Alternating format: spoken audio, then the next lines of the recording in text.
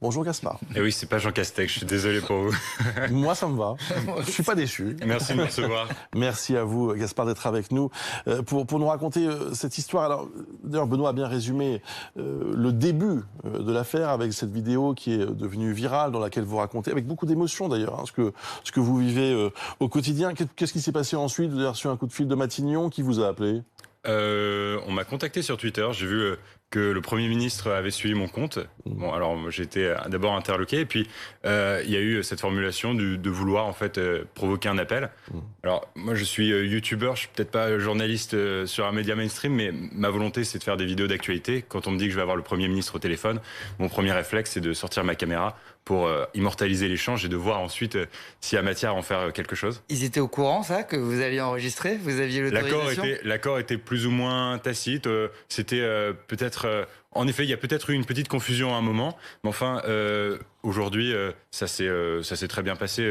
On voit Jean Castex relativement humain, touché par la vidéo, puis qui formule ce désir finalement qu'on lui relaie que je lui relaie plus tard les témoignages des étudiants, afin de véritablement vouloir agir. Je pense que la volonté d'agir, elle est là.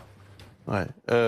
Bon, de toute façon, quand on parle à un youtubeur, il faut s'attendre à ce que ce soit. Enfin, je veux dire, moi, je trouve pas ça du tout surprenant. Oui. C'est comme vous le disiez à l'instant, c'est votre boulot entre guillemets, c'est dans votre quotidien de vous filmer ou de filmer un peu tout ce qui vous arrive. Donc, ça peut en effet se produire. C'est pas une énorme surprise. Le tutoiement, en revanche, bon. Moi, je sais que ça a surpris certains internautes. J'ai 23 ans, je me suis pas senti très... je vous ai rajeuni, j'avais dit 22. 23, il aurait pu. Bon, vous voyez quand même 23. Bon, écoutez, moi, personnellement, ça m'a pas dérangé. Au contraire, je trouvais que ça créait une forme de proximité. Bon, alors maintenant, la question... Alors, évidemment, on peut saluer le geste du Premier ministre qui s'intéresse à vous et au sort des étudiants, mais bon, à quoi sert ce coup de fil, honnêtement? Alors...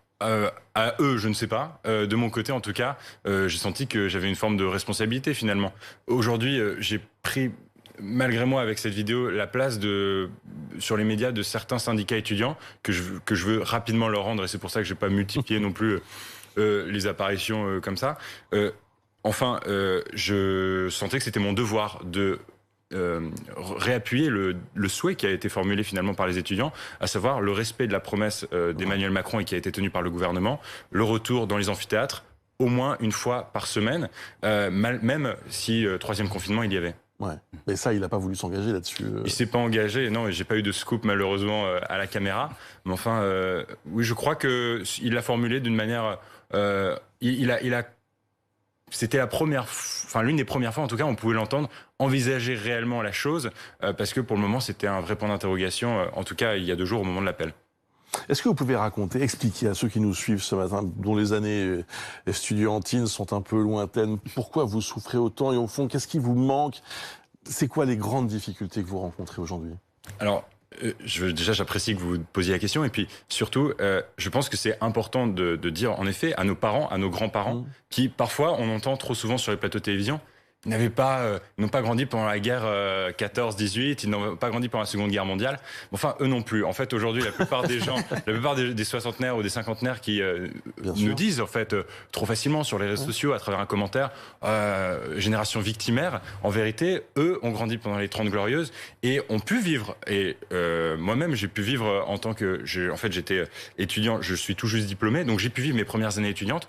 Mais je pense aujourd'hui à nos petits frères, à nos petites sœurs qui ont 18-19 ans, dont les premières années de licence, dont les premières années universitaires sont chez elles, seules, devant un ordinateur, qui ne peuvent pas vivre l'expérience, parce que l'expérience universitaire, on parle d'éducation certes, mais on parle aussi de vivre les premières expériences, les premiers amours.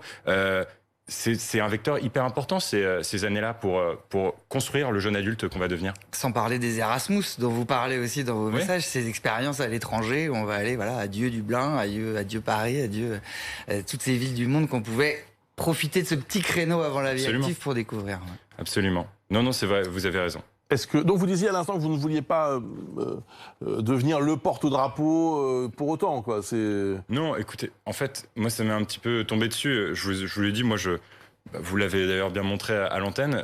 Mon job à la base, c'est youtubeur. Je voulais pas nécessairement devenir un porte-voix de la détresse étudiante. On m'a donné l'occasion de m'exprimer là-dessus. Je vais pas non plus prendre la place des syndicats étudiants que je souhaite saluer ici sur ce plateau, qui depuis des mois et des mois travaillent ici en France afin de formuler le désir et le mal-être des étudiants aujourd'hui en France.